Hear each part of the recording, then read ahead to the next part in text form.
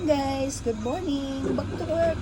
Ito ang work ni Lola guys, araw-araw. Ayan. May dumating sa atin ngayon repair. Ito ay palda. Ayan, ang paldang ito guys ay paliliitin. Ayan. At ito naman guys, blouse. Ayan, ito ng blouse na ito ay paliliitin din dahil lumaki siya, malaki siya guys. Yan. At mayroon tayo dito pantalon na puputulan. Yan ang mga work na ni Lola. Ito naman guys ay i-resize para lumaki. Ayan, pag marunong tayong manay guys, magkakapera tayo. Kaya manood kayo kay Lola para kayo matutong magtahi, para madagdagan ang inyong income sa araw-araw. Ayan, lalo na yung may mga makina sa bahay. Yan, ito ang aking work araw-araw. Yan. Ayusin lang natin yung ating paggawa guys. Ayan. Ayusin lang natin yung ating paggawa para balik-balikan tayo ng ating mga customers. Yan. Manood kayo guys. Ang pagpuputol ng pantalon, yan, ito yung tama niyang resize. Magsusukat tayo dito ng 1.5 inch guys. Tapos ipo-fold natin at ito na yung yari. Dito tayo magpuputol sa 1.5. Ayan, dito. Ayan, ito yung yari. Ayan, susukatin natin ng 1.5.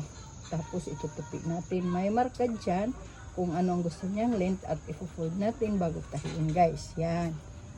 Dahil ito ay straight cut, okay lang. Okay lang guys. Hindi tayo mahirapan magtupi nito dahil straight cut. Medyo adjust lang dito sa gilid ng konti pagka hindi magkasya. Yan lang guys. Dagdag bawas lang dito sa gilid. Hanggang magkasya yung kanyang length.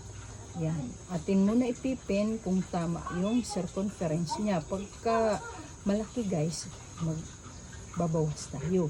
Pagka naman masikip, magdadagdag tayo. Ganyan lang guys yung pagtutupi. Para flat na flat siya dito sa tupi niya, walang pulugot. Yan. At dito naman sa skirt na ito guys, dahil maluwag, hindi naman masyadong maluwag sa kanya, tama lang yung hips. Ang gagawin natin dito, dahil sakto na sa kanya ang hips, yan, mahaba, binawasan natin sa taas dahil gusto niyang makupya yung pagkabalon dito sa ilalim. Pagbalon sa ilalim guys, at yun ang gusto niyang makuha, dito tayo sa taas magbabawas. Ibabalik natin yung mga dart na yun ang sukat.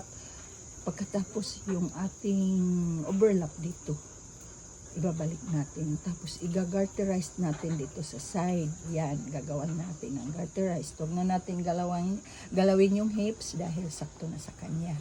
Yan guys, ganyan lang yung ito namang blouse. Yan, ito namang blouse, maluwag ang liig guys. Yan, tatastasin natin ito. Tatanggalin yung manggas, magbabawas tayo dito. Tapos ito naman maluwag dito, paliliitin natin dito. Yan, tatahian natin yan hanggang dito. Dito sa gusto niyang bawas na 1 inch. Yan. Yan guys, tatastasin natin. Hindi pwede, na lang natin, tahian lang dyan. Dapat pagka magbabawas tayo dito sa shoulder, yan, pantay guys, at putol hanggang doon. Tastasin na lang natin ang manggas at ibalik natin. Hindi pwede yung dito lang yung ating tatahiin. Hindi maganda.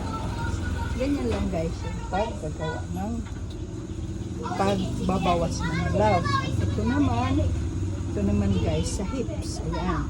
Garterized ito pero masikip sa kanya ang hips. Ang gagawin natin dito, dudugtungan natin dito ng 2 inches. Ayan.